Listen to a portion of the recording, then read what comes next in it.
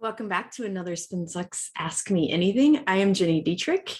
I've had strep throat and a terrible head cold, so this is actually sounding better and no longer sound like I've smoked a pack of cigarettes every day for 50 years.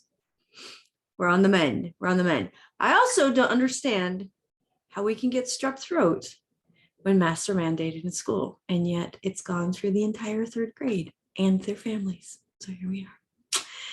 Anyway, today is the day before the 20th anniversary of September 11th. And so rather than answering a question this week, I thought I would do a little reflection on that day 20 years ago.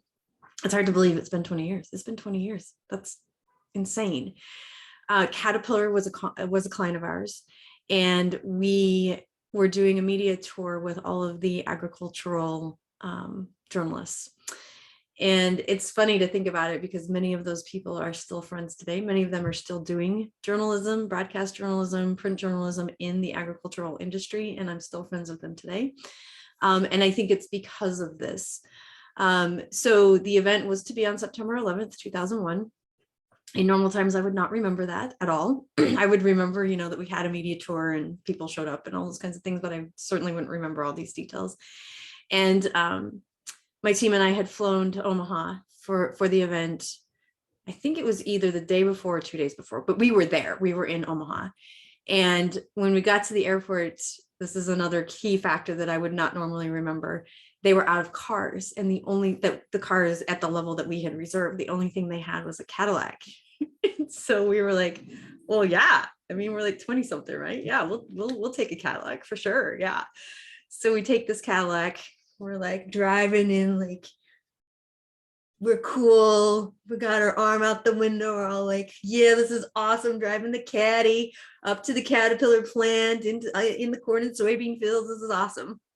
So we get there, we get everything set. Media starts arriving, the day before. We do a media dinner, we, introductions, icebreakers, all the kind of stuff. We make sure that everybody knows everybody, that everybody's well situated, everybody has full bellies and they've had a few drinks, and they go on to bed. And the next morning for breakfast, we were in the Caterpillar cafeteria, and when it happened, and I will never forget, like, the TV was on in the corner, and they're talking about the World Trade Center is on fire, and nobody knew what had happened. Like, there was all this speculation. They thought maybe a small aircraft had run into it on accident. Nobody knew yet, of course, that it was a terrorist attack, and nobody really knew what was going on, just that at the top levels, the World Trade Center was on fire.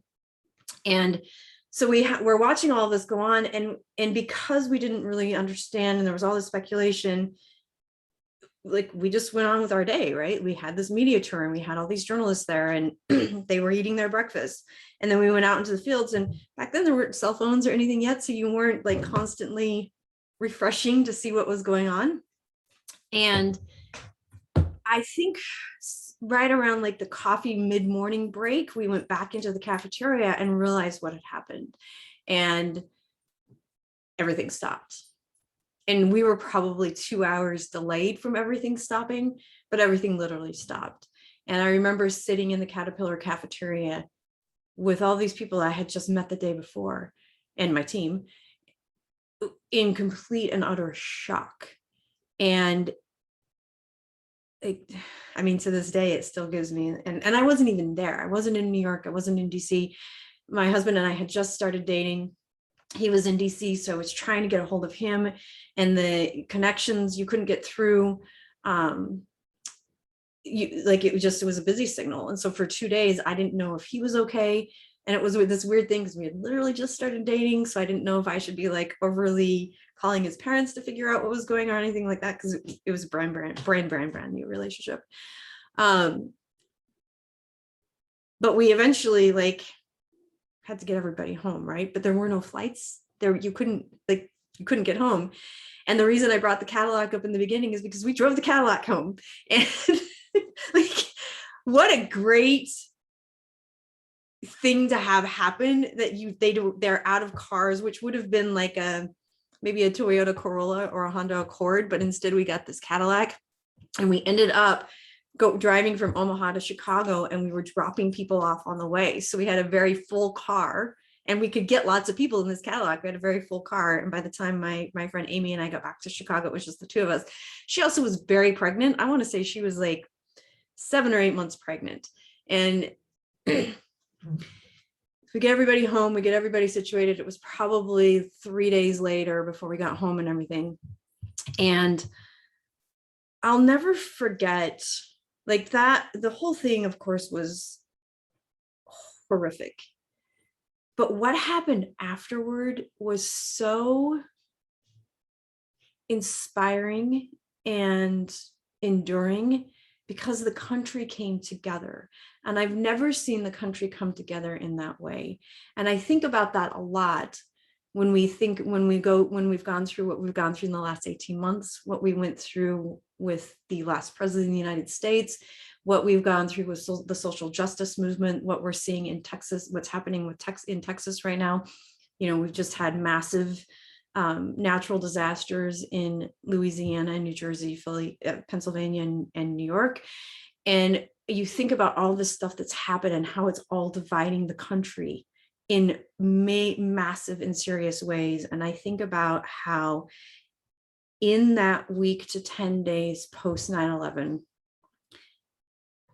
we came together as human beings, and it didn't matter what color you were, what gender you were, how you identified. Nothing mattered. The only thing that mattered is that we were Americans. And it's really terrible that it took such a horrific incident for that to happen, and that we've come so far apart in those last 20 years. But if you think of anything, whether you experienced it or you were too young to experience it, or in many cases weren't even born yet, think about that and how it is possible for the country to come together and support one another. And that's what I try to remember about 9/11 these 20 years later.